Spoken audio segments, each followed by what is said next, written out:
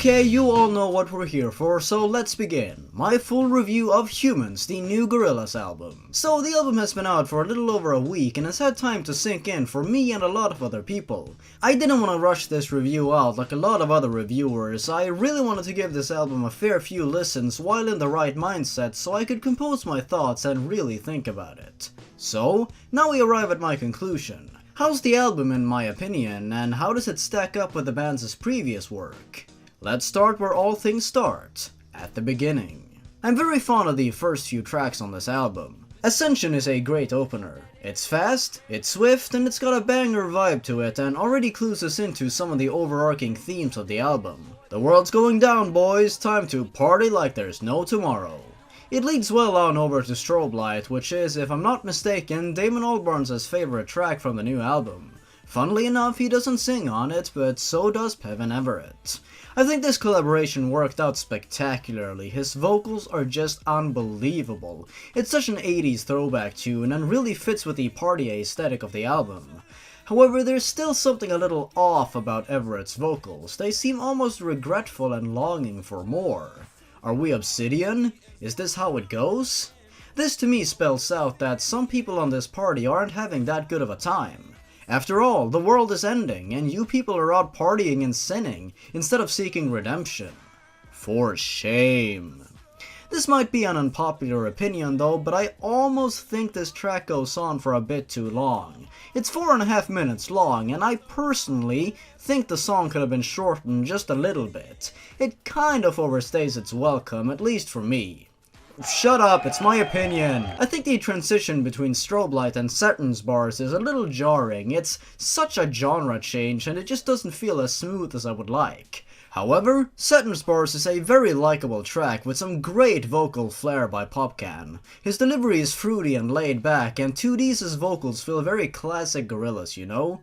I've listened to this track plenty of times and I'm almost at the point of where I'm bored with it, but I'm not quite there yet. Moments is up next, and I know this one is a fan favorite from the album, and I can see why. It's got such a nice groove to it and just makes you want to get up and dance, despite the quite robotic beat. To be honest, the beat to me is a little bit unflattering, and I'm not too crazy about the percussion on this track, for example. I think the bass drum sounds awful on this track, and it really needed another revision or something. Everything else on this track is great though. De La Soul are fantastic as always, and 2D's vocals are great as well. I love the tempo change, and that is without a shadow of a doubt Noodle singing. It has to be. Despite the wonky percussion, I still consider this track to be awesome, and I love how it ends. The outro sounds fantastic. Submission is up next. Love it. Gorillaz vocals, flawless. Really fit with the electronic instrumental. Danny Brown? Classic. He sounds awesome on this track. However, I do wonder if placing him on a track that sounds as chilled out as this one was the right decision. I think Danny's a lot more suited for balls to the walls insanity, and his personality could have probably been better suited for another track, but still, his impeccable flow still shines through on this track. Charger is an interesting case to me. When you get down to it, this song seems very simple at first glance. It's just an electric guitar loop going on for 3.5 minutes, but once you really start to listen to it and get into it, there's a lot of little small zingers and details that really make this track elevate to another level.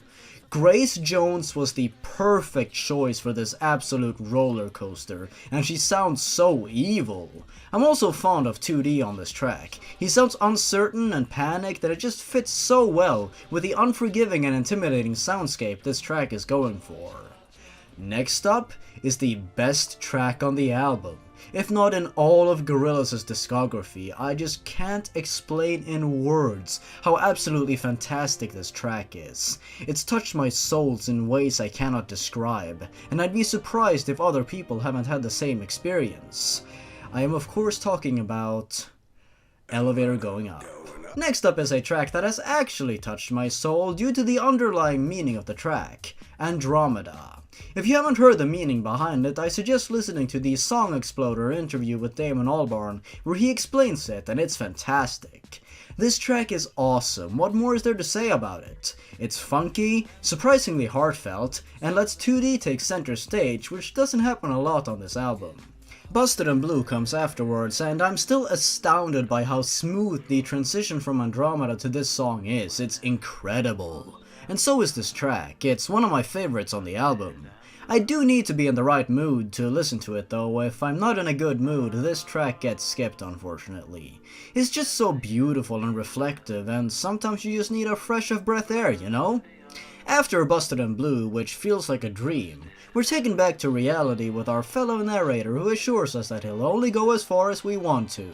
What a nice guy! So Carnival is up next, and this track has certainly grown on me. I love the intro, it's very scary and uncanny. Then, once the main beat goes off, Anthony Hamilton takes over and offers some great vocals. I'm not that crazy about the instrumental on this track though. I mean, I get what they're going for, you know, the sensation of being spun around, and in this regard it succeeds, but it makes the beat a little off-putting, at least to me. I mean, I do like this track, just not as much as some of the other tracks on this album. Let Me Out is amazing, I love it. It's filled with doubt, reflection, and a desire to find meaning in all of this craziness. Not much else I can say about this track that I haven't already. One of the best tracks on the album.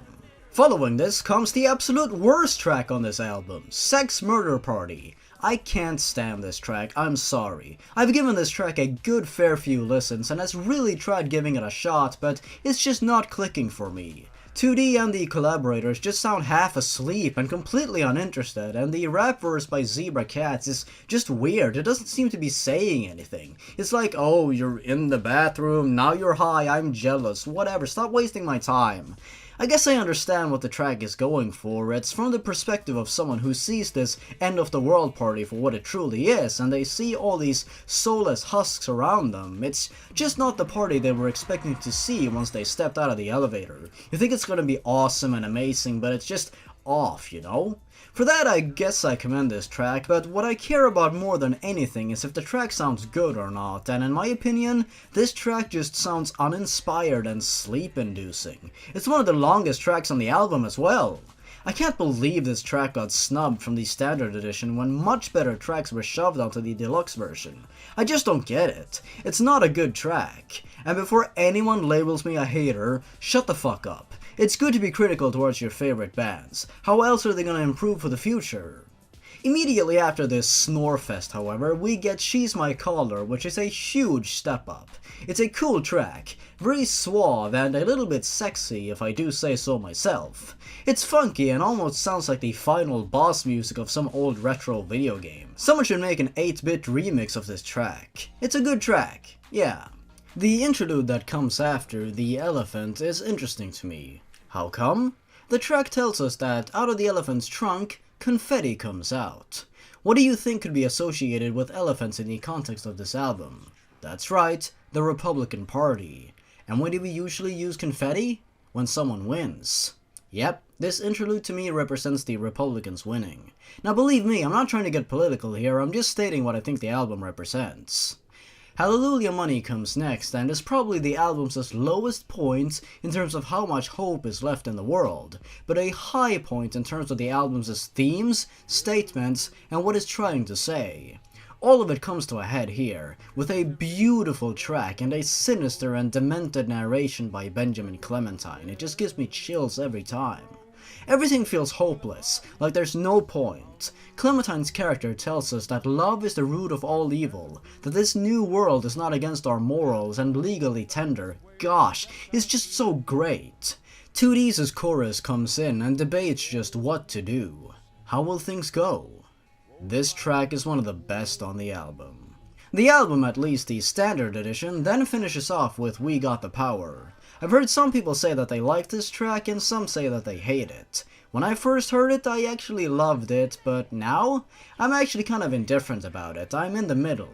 I'm not too fond of the corny, simplistic lyrics in the chorus, the very basic drum beat, and Jenny Bett's vocals are, just okay, I suppose. It gets the point across that we can get through dark times if we stick together, but I don't know if her vocals really fit on this track.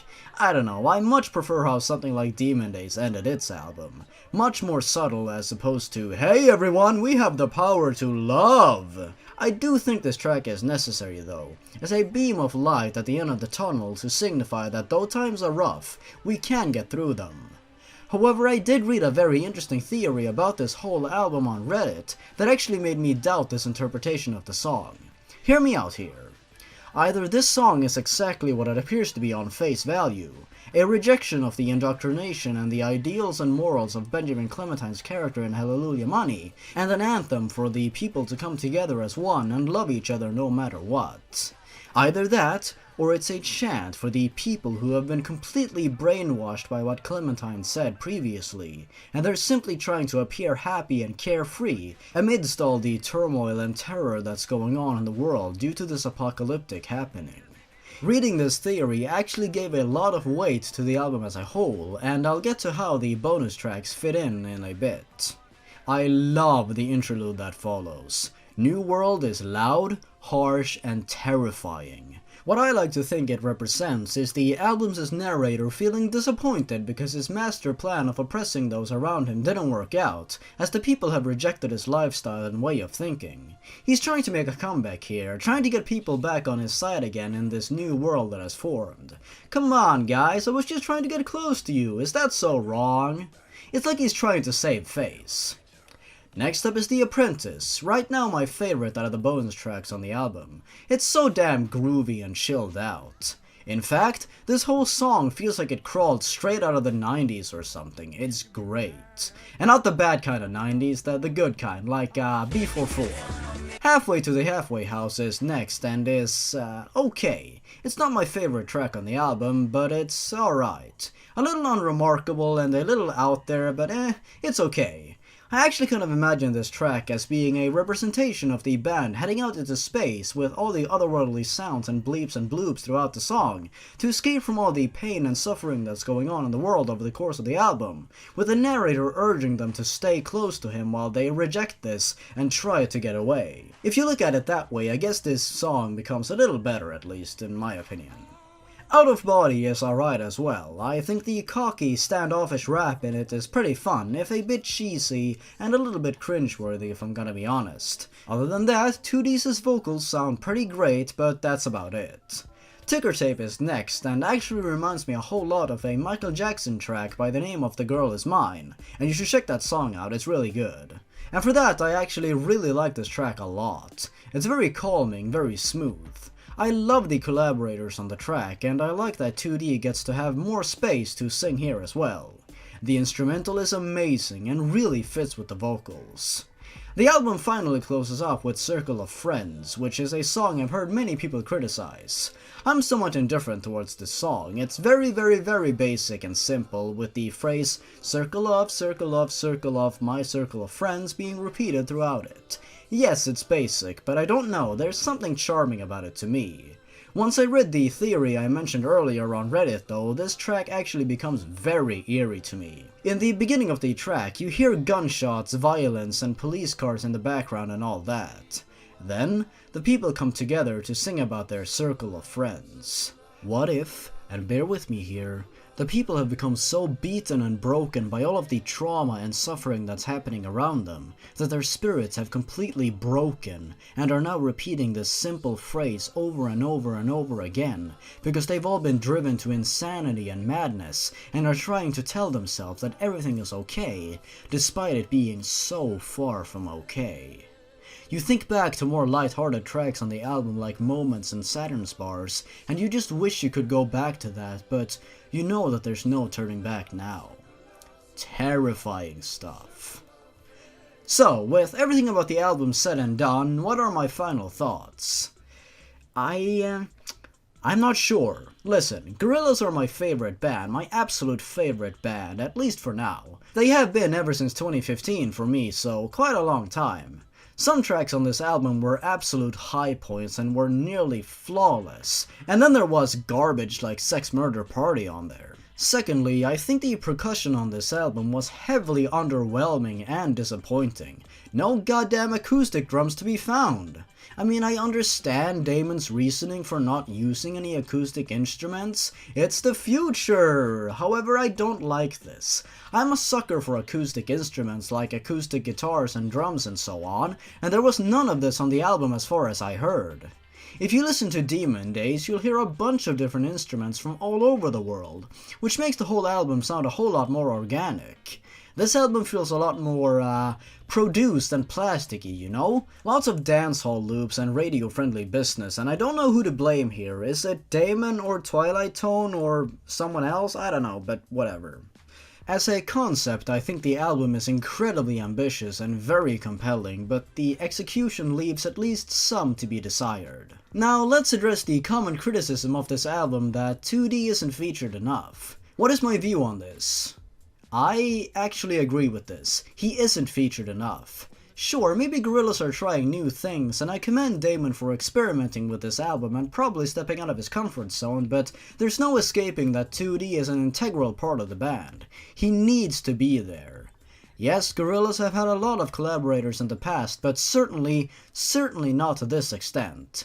Let's examine this and compare with Gorillaz' previous main albums. I made this really scientific thingamajiggy here, right here, yeah, check it out. Yeah, 2D basically just chimes in once in a while on this album to offer a chorus or verse, while the collaborators for the most part take center stage. I think this is a shame, since I come to listen to Gorillaz for 2D mainly. 2D's vocals have affected many people, so it's almost baffling to me that he doesn't get a lot of time to shine on this album. I understand if Damon maybe wanted to take a backseat this time around, but the behind the scenes stuff regarding this album isn't really that important to me. I want more 2D.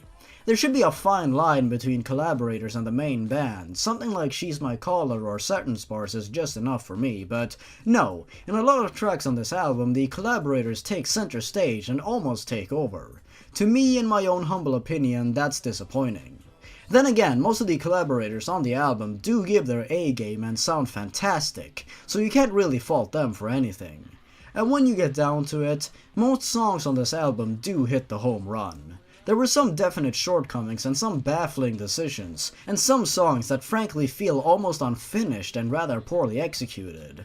There was certainly not enough 2D and a sad departure from organic instruments and some songs that are certainly not up to standard, but for the most part this album is very solid, with some unbelievable high points.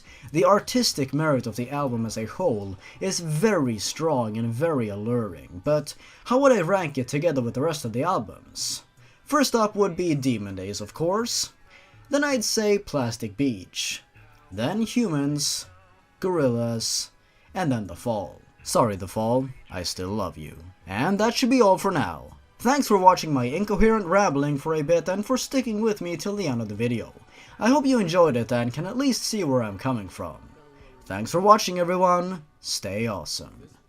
Goodbye.